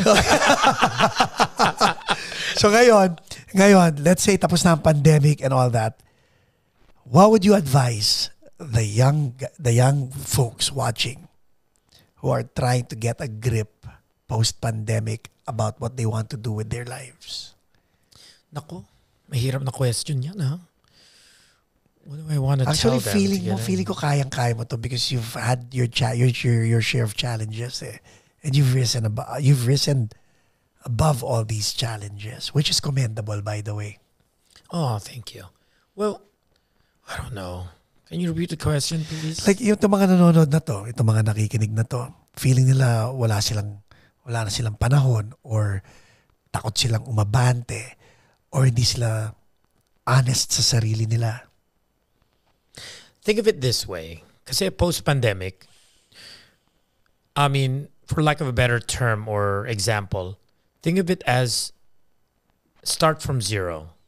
You know how like, kasi pag everyone starts from zero, not just you, everyone starts from zero, which means you could build yourself up again. Up.